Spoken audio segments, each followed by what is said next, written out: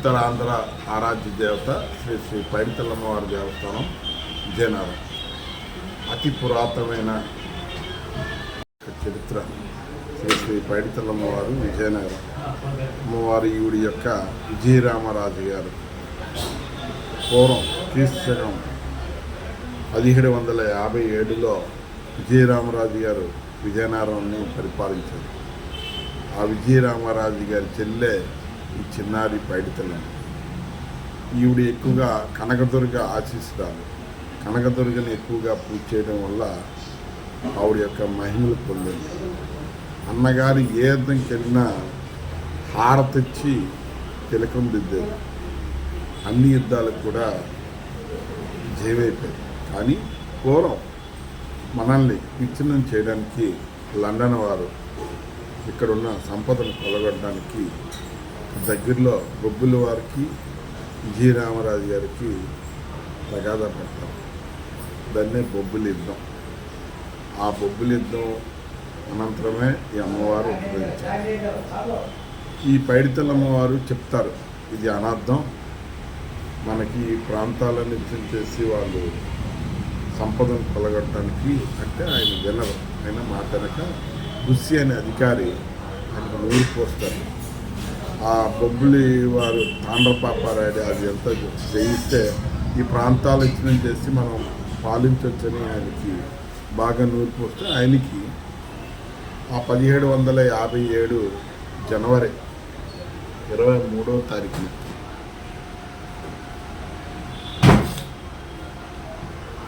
ఆయన దండోత్తర చేయడానికి వెళ్తారు.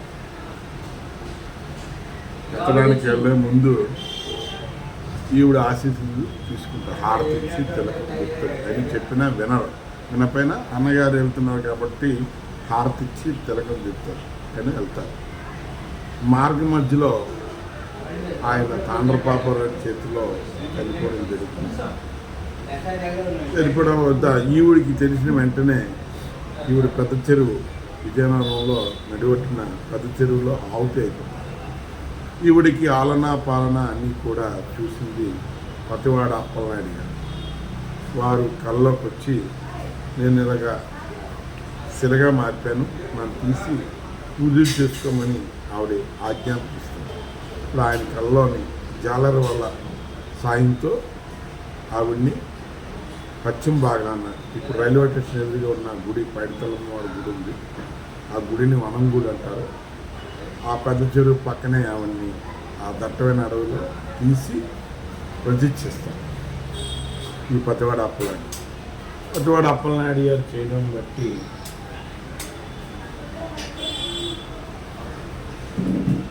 అయినా అది అడవి దట్టమైన అడవి వల్ల అమ్మవారికి ఆలనపాలు లేపడం అవుతుంది. ఇక్కడున్న విజయనగరం ప్రజలందరికీ కలరా వ్యాధులు వ్యాధులు వచ్చి చనిపోవడం, అలాగే రాజులు విచ్ఛిన్నమైపోయి పరిపాలన కూడా అంధకారంగా ఉంటే మళ్ళీ ఈ విజయరామరాజు గారే మళ్ళీ ప్రార్థించడం వల్ల ఆవిడ చెప్తాను కోట శక్తిగా నన్ను తీసి పూజలు చేయమని చెప్తాను.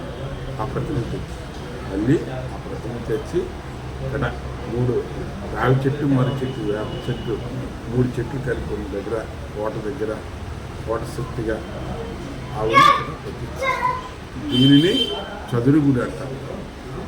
6 మాసాలు వనంగుల్లో 6 మాసాలు చదురుగుల్లో. ఇప్పుడు వైశాఖ మాసం 2వ వారంలో అమ్మవారిని తీసుకోవడం జరుగుతుంది. మననే ఈ అమ్మవారిని తీసుకొని రావడం. మళ్ళీ అక్టోబర్ నెలలో ఇవి కనకదుర్గ ఆశీస్సురాలు కాబట్టి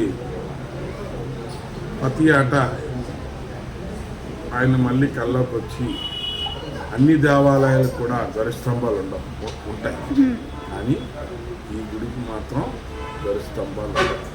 ఈ గరుస్తంభం రూపంలో ఆయన ఎగరారిస్తారు.